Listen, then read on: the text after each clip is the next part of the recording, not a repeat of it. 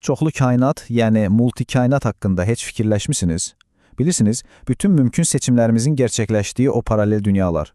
Düzü, ilk baxışdan elmi fantastika filmlərindən bir səhnə kimi gəlir, elə deyilmi? Amma işin maraqlı tərəfi odur ki, bu konseptin kökləri heç ağlınıza gəlməyəcək qədər təəccüblü və şəxsi bir hekayəyə dayanır. Gəlin birlikdə bu hekayənin pərdə arxasına həm elmi, həm də insani tərəfinə nəzər salaq. Bəli, tamamilə doğru eşidiniz. Bu nəhəng, kosmik ideyanı anlamaq üçün bizə ilk növbədə kvant tənlikləri yox, bir ata ilə oğlun olduqca təsirli hekayəsi lazımdır.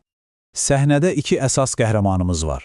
Bir tərəfdə kvant fiziki Hugh Everett, digər tərəfdə isə onun oğlu məşhur Eels qrupunun solisti Mark Everett. Onların dünyaları arasında sanki bir uçurum var və məhz bu kəskin fərq atanın elmi mirasının arxasındakı sirri daha da dərinləşdirir. Düşünün, Mark öz atasını demək olar ki, heç tanımayıb. Amma sonradan öyrənib ki, bu sirli adam reallıq haqqında bütün anlayışımızı alt-üst edən bir nəzəriyyə yaradıb. Hər şey Markın heç vaxt yaxın ola bilmədiyi atasının mirasını anlamaq üçün çıxdığı o səyahətlə başlayır. Atası şübhəsiz ki bir dahi idi, amma onun fikirləri o qədər radikal, o qədər qeyri-adi idi ki, dövrünün elmi dünyası bunu qəbul etməyə heç hazır değildi. Baxın, bu stat əslində hər şey deyir. Mark üçün bu sadəcə bir elm haqqında sənədli film deyildi, yox. Bu onun üçün emosional olaraq çox uzaq, anlaşılmaz bir fiqur olan atasının zəkası və mirası ilə barışmaq üçün şəxsi bir missiya idi. Və məhz bu səyahət sayəsində o nəhayət atasının sadəcə kim olduğunu deyil, həm də reallıq haqqında düşüncələrimizi necə kökündən dəyişdirdiyini anlamağa başladı. Yaxşı, indi gəlin biraz texniki dərinliyə enək ki, Everett'in ideyasının nə qədər böyük olduğunu anlayaq.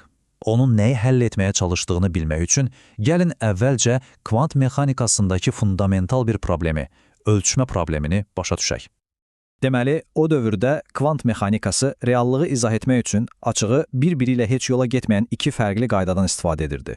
Birincisi, bir şeyi ölçəndə, ona baxanda bütün ehtimallar sanki yox olur və tək bir nəticəyə çökür. Bu, tamamilə təsadüfi bir sıçrayışdır.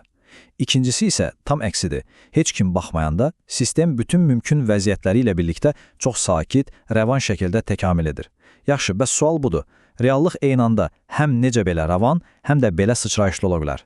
Bu, fiziklərin başını ağrıdan əzli ziddiyyət idi. Və budur, Everett'in işinin tam mərkəzində dayanan o kritik sual. Əgər bütün kainatı vahid bir sistem kimi götürsək, onu kənardan müşahidə edən heç kim yoxdur axı. Belə olan halda o birinci proses, yəni o məşhur çöküş necə baş verə bilər? Kim və ya nə bu sıçrayışa səbəb olur? Hugh Everett'in bu suala verdiyi cavab həm inanılmaz dərəcədə zərif, həm də sözün əsl mənasında şok edici idi. O, kvant mexanikasının təməlini sarsıdan bir həll yolu təklif etdi. Əslində Everett bu fikirdə tam da tək deyildi. Məşhur fizik Erwin Schrödinger hələ 1952-ci ildə bir mühazirəsində zarafatla, bəlkə də dəlicəsinə bir fikir səsləndirmişdi. O demişdi ki, bəlkə kvant tənliklərinin təsvir etdiyi bütün o fərqli tarixlər əslində hamısı eyni anda realdır.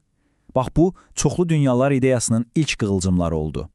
Everett'in əsas konsepsiyası budur. Heç bir şeyin tək başına mütləq bir vəziyyəti yoxdur. Gəlin belə düşünək, siz tək başına solda ola bilməzsiniz, düzdür? Sizin vəziyyətiniz ancaq başqa bir şeyə nisbətən məna kəsb edir. Məsələn, stulun solunda olmaq kimi. Everett deyir ki, eyni ilə bir zərrəciyin vəziyyəti də onu ölçən cihazın vəziyyətindən asılıdır. Onlar bir-birinə dolaşırlar və vəziyyətləri ancaq bir-birinə nisbətən təyin edilə bilər.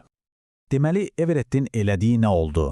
O, sadəcə olaraq ziddiyyət yaradan o birinci prosesi, çöküşü tənlikdən çıxarıb atdı. Dedi ki, bu lazımsızdır və yalnız ikinci prosesin məntiqini sona qədər izlədi. Nəticə isə həqiqətən də ağla sığmazdı. Ölçmə anında reallıq tək bir nəticəyə çökmür. Əksinə, reallıq şaxələnir. Bütün mümkün nəticələr ayrı-ayrı dünyalarda gerçəkləşir. Və siz, yəni müşahidəçi, bu şaxələrin hamısında eyni anda mövcud olursunuz, amma hər bir versiyanız yalnız və yalnız öz reallığından xəbərdar olur. Yaxşı, indi gəlin məsələyə biraz da yuxarıdan baxaq. Everett'in bu çoxlu dünyalar şərhi bugün artıq daha geniş bir multikainat nəzəriyyələri toplusunun demək olar ki, təməl daşlarından birinə çevrilib. Fizik Max Tegmark fərqli multikainat fərzələrini sistemləşdirmək üçün belə bir 4 səviyyəli çərçivə təklif edir. Səviyyə 1 sadəcə bizim kainatımızın sonsuz olmasıdır. Səviyyə 2 fərqli fiziki qanunlara malik qabarcıq kainatlardır. Səviyyə 3, bax bu, Everettin şaxələnən reallıqlarıdır. Və nəhayət səviyyə 4, mümkün olan hər bir riyazi formulun ayrı bir kainat olduğu ən abstrakt, ən ağlasığmaz ideyadır. Yəni, gördüyünüz kimi, Everettin nəzəriyyəsi bu böyük mənzərənin çox vacib bir parçasıdır. Əlbəttə ki, belə fikirlər elmi ictimaiyyətdə hələ də çox böyük mübahisələrə səbəb olur. Sual budur. Bu, insanlığın növbəti böyük elmi sıçrayışıdır, yoxsa sadəcə sınaqdan keçirilə bilməyən bir fəlsəfədir?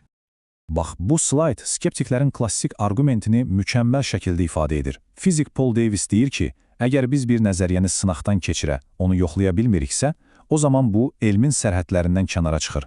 Yəni, görünməyən kainatlara inanmaq bir növ görünməyən bir ilahi qüvvəyə inanmaq kimi bir iman məsələsinə çevrilir. Amma tərəfdarların da buna çox güclü bir cavabı var. Max Tegmark deyir ki, bir dəqiqə dayanın, əslində çoxlu dünyalar nəzəriyyəsi daha sadədir.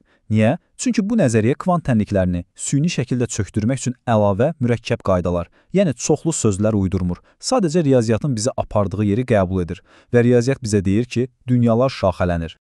Yaxşı, gəlin sonda bütün bu nəhəng kosmik ideyanı yenidən şəxsi bir səviyyəyə endirək. Bütün bunların bizim üçün, sizin üçün, mənim üçün mənası nədir? Doğrudan da bir anlıq dayanıb düşünməyə dəyər bir sualdır, elə deyilmi? Yəni, əgər verdiyiniz hər bir qərar, getmədiyiniz hər bir yol başqa bir reallıqda onsuz da yaşanırsa, bu bizim indiki seçimlərimizi mənasızlaşdırır, yoxsa tam tərsinə yaşadığımız bu anı, bu reallığı bənzərsiz edərək daha da qiymətlidir? Bəlkə də dəqiq bir cavab yoxdur. Bəlkə də hər bir şaxə öz hekayəsidir və biz də məhz bu hekayənin qəhrəmanıyıq.